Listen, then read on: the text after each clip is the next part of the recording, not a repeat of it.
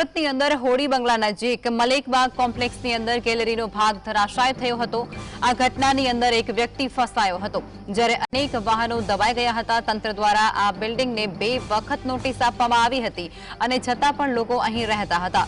સમગ્ર ઘટના સીસીટીવીમાં કેદ થઈ છે। સ્થાનિક નજદી જોનાર અમીનભાઈએ જણાવ્યું હતું કે અચાનક ગેલેરી તૂટી પડી, લોકો બૂમાબૂમ કરવા લાગ્યા હતા અને આ નુકસાન સર્જાયું।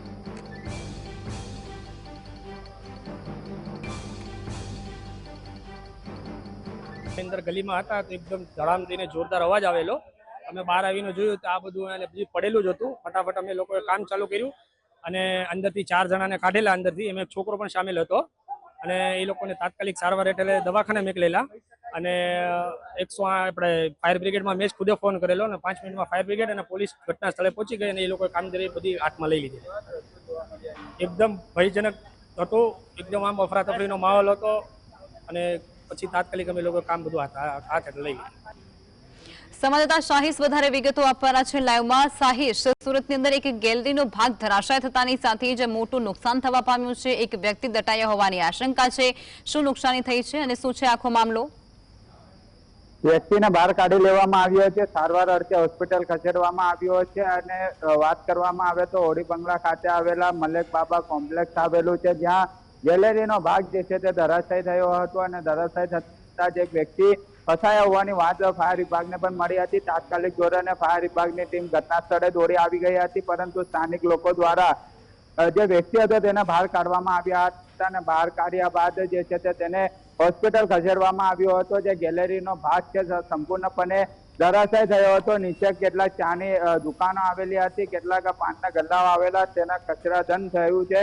એટલું જ નહીં, પરંતુ આ જે બિલ્ડિંગ છે 30 વર્ષ જૂની બિલ્ડિંગ આવેલી છે અને 2 વખત પાલિકા દ્વારા એને નોટિસ પણ આપવામાં આવી છે। નોટિસ આપવા છતાં પણ તંત્ર આ બિલ્ડિંગ ની અંદર રહેતા રહીશો સામે કોઈ પણ પ્રકારનું કાર્યવાહી ન કરવામાં આવી, પરંતુ સ્થાનિક લોકો પણ અહીં રહી રહ્યા હતા, તો તંત્રને કેમ જાણ ન હતી તે પણ એક મોટો પ્રશ્ન ઉપસ્થિત થઈ રહ્યો છે। કારણ કે જે ઘટના બની છે તે ખૂબ જ ગંભીર ઘટના સામે આવી રહી છે। અત્યારે ફાયર વિભાગના અધિકારી પણ આપણી જોડે ઉપસ્થિત છે, એમની જોડે પણ વાત કરવાનો પ્રયત્ન કરી રહ્યા છે કે કઈ રીતનો બનાવ જે છે તે સામે આવ્યો છે। સાહેબ, કેટલા વાગે કોલ મળ્યો હતો, બિલ્ડિંગ કઈ આવેલી છે અને કેટલી વખત પાલિકાએ નોટિસ આપવામાં આવી છે? બલવંતસિંહ ફાયર કંટ્રોલ દ્વારા ફોન આવ્યો કે હોડી બંગલા પાસે મલિક બાબા કોમ્પ્લેક્સમાં મુનિવા કમિશનર અમુક ભાગ પડી ગયો છે, જેમાં માણસો દબાઈ ગયેલા છે। એટલે તરત જ municipal fire team, કતારગામની fire team और घाटी शरीर फायर टीम तरफ आज ये घटना स्थल आई और आया पति जैसे ना ऊपर पब्लिक में 50 जना आता है, तरत पार्टन में भाग थी रेस्क्यू कर नीचे उतारी दीधा और एक व्यक्ति ने सामान्य ईजा थયેલો જેને પબ્લિકે બહાર કાઢી और લોકાત હોસ્પિટલ મોકલી આપ્યા। પછી પબ્લિકે એમ જણાવ્યું જે નીચેના દુકાનો છે આની અંદર બી 2-3 માણસ ફસાયેલો છે, એટલે તરત શટરને તોડી और અંદર પ્રવેશ કરી और તપાસ કરી, लेकिन અંદર કોઈ હતા નહીં। સાહેબ, બિલ્ડિંગને કેટલી વખત નોટિસ આપવામાં આવી છે? નોટિસ આપવા છતાં લોકો રહી રહ્યા હતા, તો તંત્ર કેમ આ બાબતની અજાણ જોવા મળી? હવે ફાયર દ્વારા અને ઘણા વાર નોટિસ આપવામાં આવેલી છે और બિલ્ડિંગ ઇન્સ્પેક્ટરે હવે જણાવશે કે બિલ્ડિંગ ઇન્સ્પેક્ટરે કેટલા વાર નોટિસ આપ્યા છે और કેટલી સુધી બિલ્ડિંગ રહી શકે નહીં રહી શકે ને કરવાનો હોય એટલે બિલ્ડિંગ ઇન્સ્પેક્ટરે જણાવશે। કેટલા વર્ષ જૂની બિલ્ડિંગ આ જોવા મળી રહી છે અને હવે કઈ રીતની કામગીરી કાટમાળ ખસેડવાની કરવામાં આવશે? ઘણા વર્ષ જૂની બિલ્ડિંગ છે और બિલ્ડિંગ ઇન્સ્પેક્ટરે બધું માહિતી આપશે।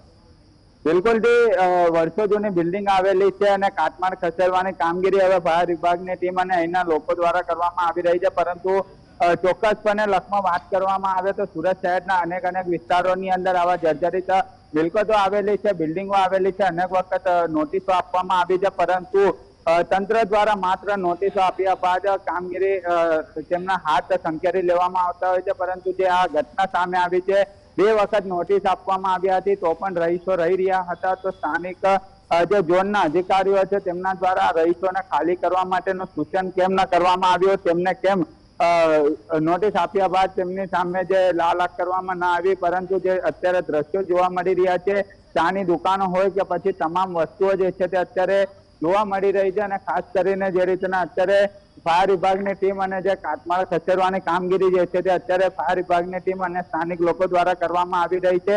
એટલું જ નહીં, પરંતુ જે રીતના ઝોનલ દ્વારા નોટિસ આપવામાં આવી હતી, ફાયર વિભાગની ટીમ દ્વારા નોટિસ આપવામાં આવી હતી, તો હવે કઈ રીતની કામગીરી આગળ કરવામાં આવશે તે તો સમય બતાવશે।